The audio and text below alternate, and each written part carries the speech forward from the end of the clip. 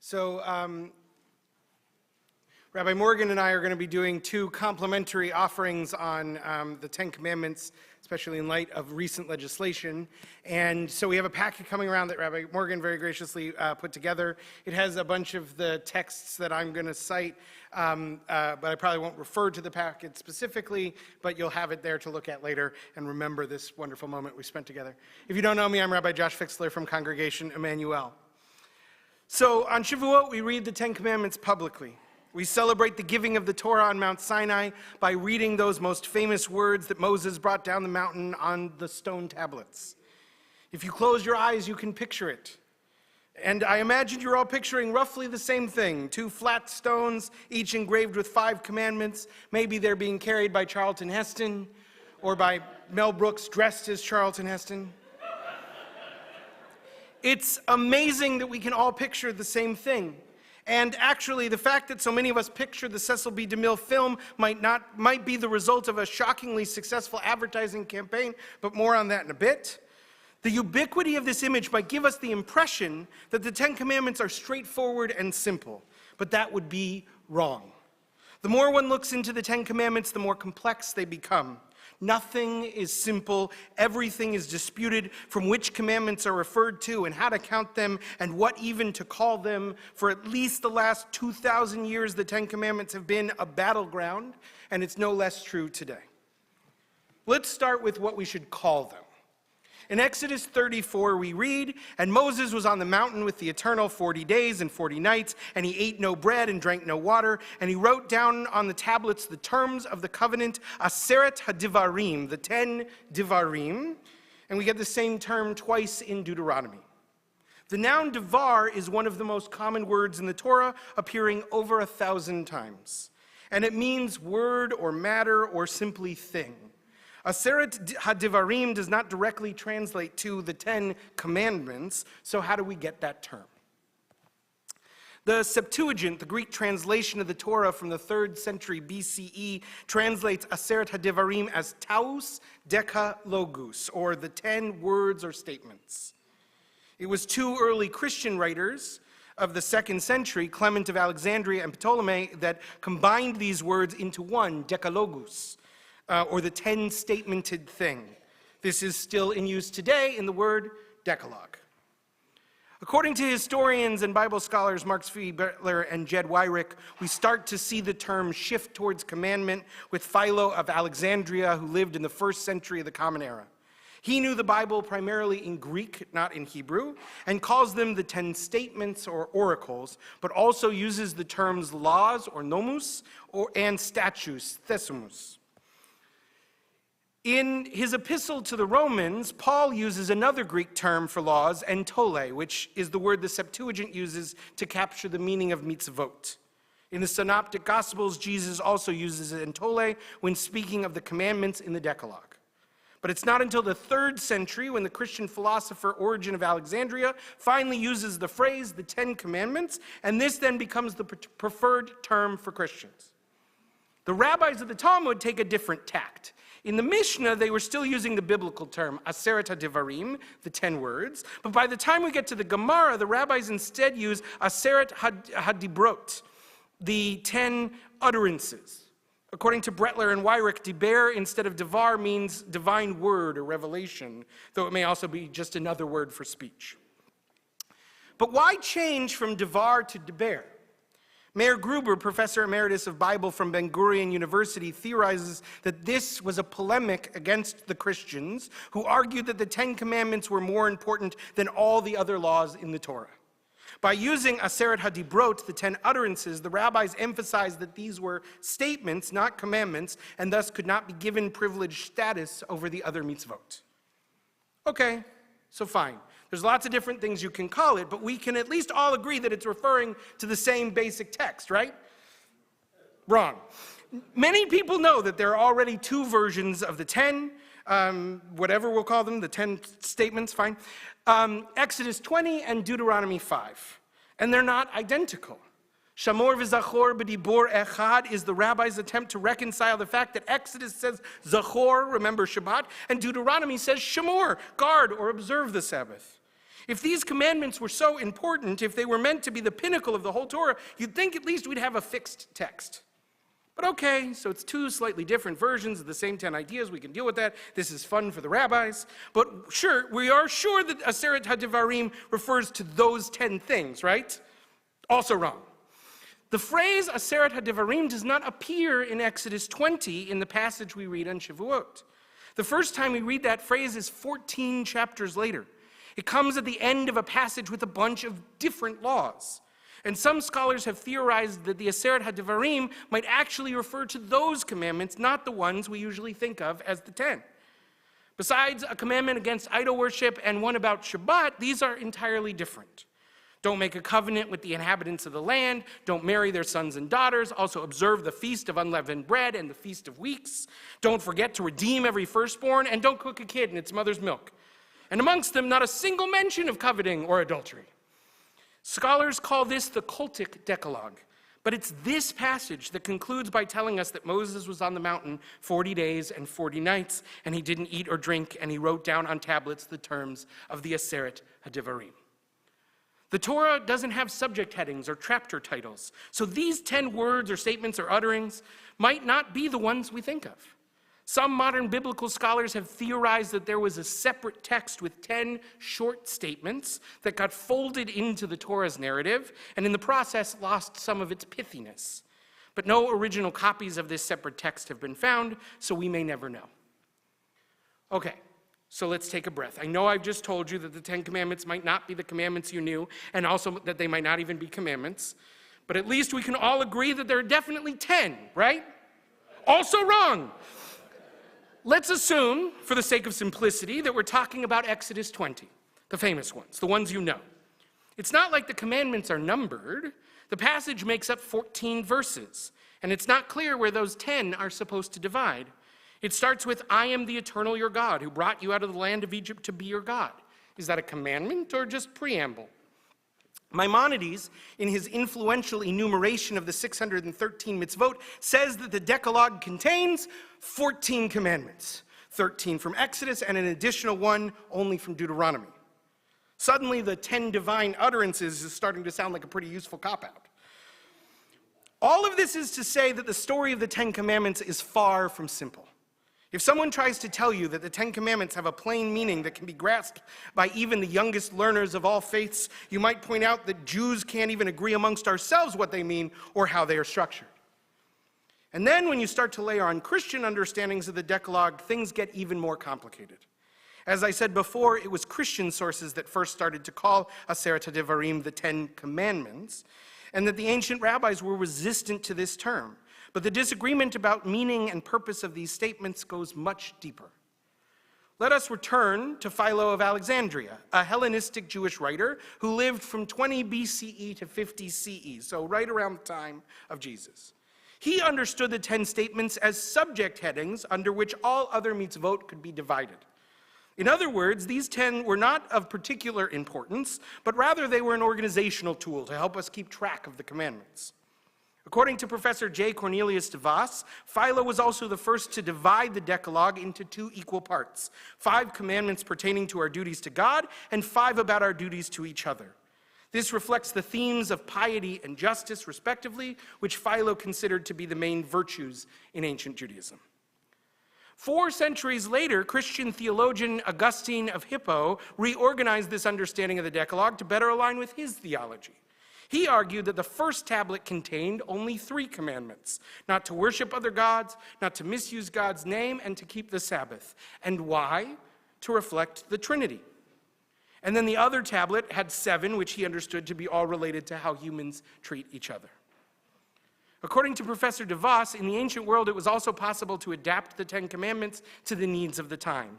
In the Septuagint, the last few of the commandments are rearranged, putting the commandment against adultery before murder, perhaps because of the focus on sexual purity in Greek and Hellenistic culture. The Samaritans, an early sect that split off from the Jews, completely changed the 10th commandment, swapping in the commandment to build an altar on Mount Gerizim, since that was the location of their holy cultic site. It is clear that there were a variety of ideas on the Decalogue in the ancient world, and Jews and Christians had particularly divergent views.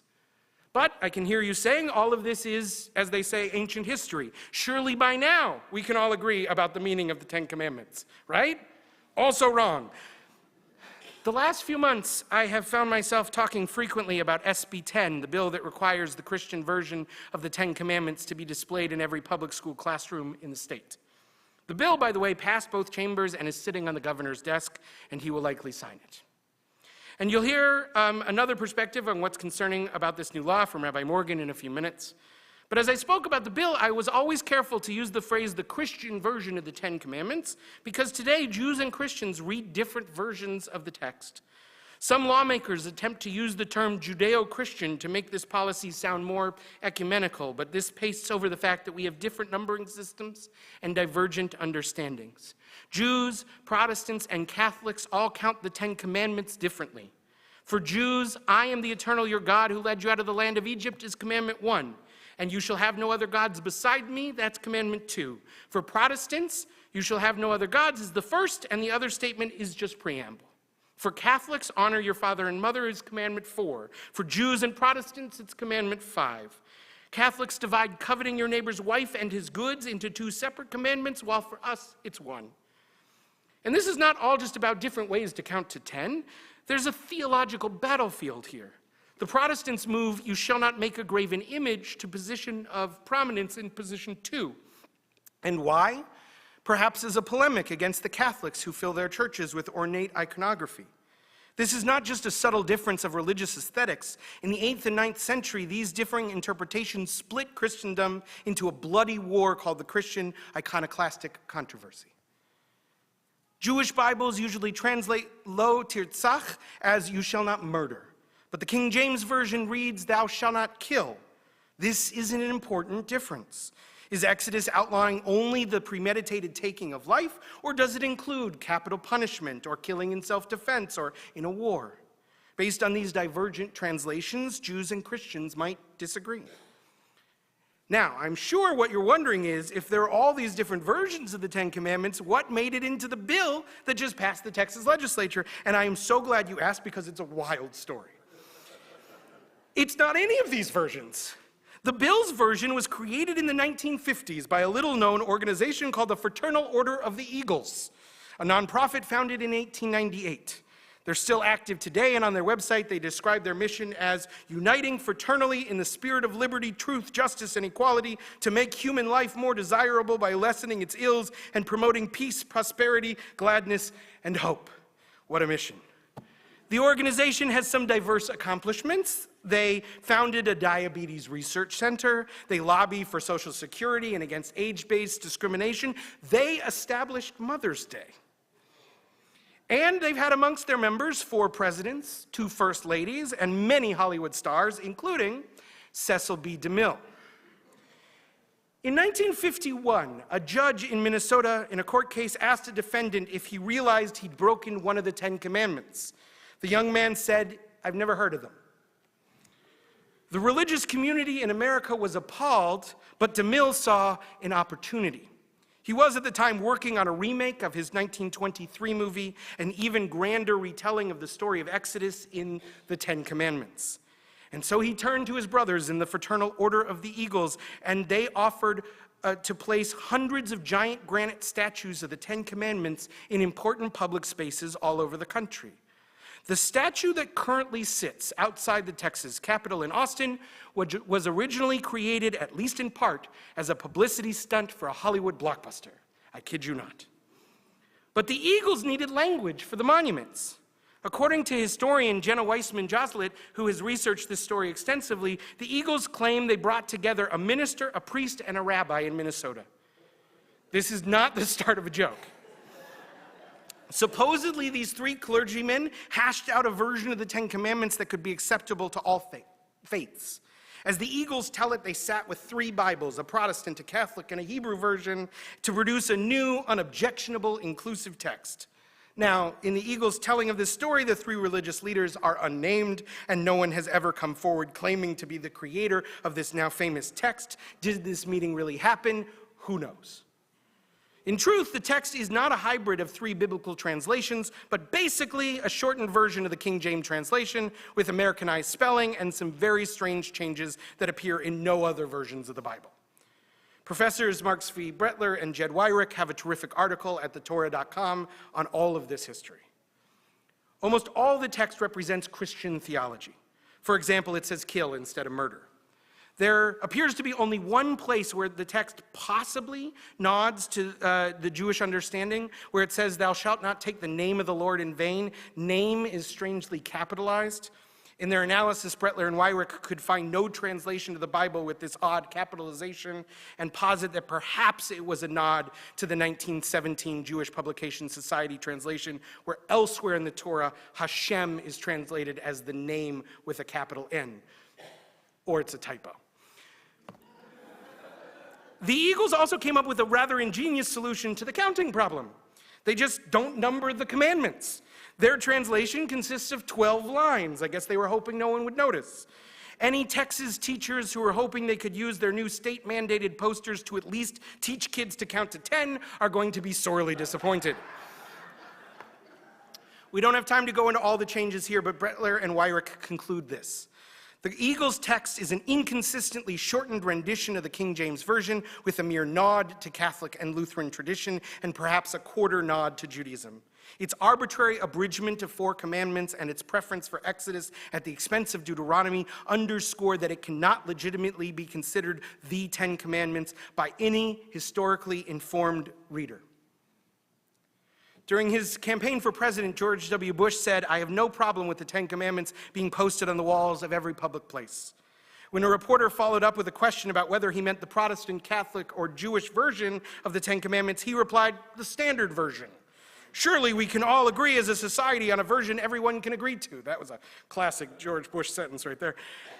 President Bush did not know that the simplified standard version that he was probably picturing was a creation of the 1950s, that the 10 Commandments had been divorced of centuries of religious discourse as part of an advertising campaign. But what we now know, what Jews should instinctively assume, is that nothing in the Torah is plain or simple. The religious nationalists who seek to place the 10 Commandments in government buildings and public spaces act as though there is a single version of the 10 Commandments. Nothing could be further from the truth. This claim is an attempt to whitewash the Bible, just like their claim that the 10 Commandments had a specific impact on the founding documents of our country is an attempt to whitewash history. The sponsors of SB 10 claim that the 10 Commandments had a profound impact on the founding fathers. While they are quick to give examples of the founding fathers quoting other parts of the Bible, they are unable to provide much in the way of direct evidence that these 10 Commandments shaped the thinking of the founders, because their claim is spurious at best. There is no compelling evidence that the founding fathers were thinking of the 10 Commandments when they began writing the laws of this nation. They do not quote them anywhere in our founding documents, certainly not in the Declaration of Independence or the Constitution, which contain no Bible quotes at all. Certainly some of the founding fathers were men of great faith, but many came from varied religious traditions, particularly different Christian denominations, and some were deists, agnostics, and atheists, and they seemed well aware of this religious diversity. Had the founders wanted to enshrine the 10 Commandments in the Constitution, they could have, but they didn't. Instead, they enshrined 10 amendments, not about obligations, but about rights. That Bill of Rights, and especially the First Amendment with its freedoms of speech and religion, negate many of the 10 Commandments. You shall have no other gods besides me. You shall not take my name in vain. If these commandments were made into laws, it would be in direct opposition to the First Amendment. The Constitution was not a document seeking to establish a religious theocracy. Rather, it was a bold experiment in creating a secular republic that thrives because of the many freedoms the founders envisioned. The Christian nationalists who promote this bill claim that it's about education. They claim that they're just returning to something historic in our education system, but to make this claim, they rely on ignorance. Ignorance of American history and ignorance of the 10 Commandments. What they really say, what the commandments really say, why they matter, and what they mean to various groups. They rely on the false assertion that the 10 Commandments are simple and unobjectionable, a text as generic and universal as any other. But Shavuot is a time where we celebrate education and revelation, where we stand up late into the night asking difficult questions and denying simplistic answers. As we read the 10 Commandments this Shavuot, let us revel in the complexities of their meaning and their history. In a 2005 Supreme Court case involving the Ten Commandments and a monument on government land, Justice Antonin Scalia wrote, "I doubt that most religious adherents are even aware that there are competing versions of the Ten Commandments. I certainly was not." Those are the words of a devout Catholic and an originalist who was shocked to learn of the complexities of the Ten Commandments. If I sound incredulous tonight, it's because this law offends my religious sensibilities and dishonors the religious texts I hold so dear. There's much more to be said about how this blatantly unconstitutional law is a threat to religious freedom and the separation of church and state, but for now, let me end by saying that our first response to anyone who asks us about this new Texas law requiring the Ten Commandments be displayed in every classroom might be to ask, which 10? Chag Sameach.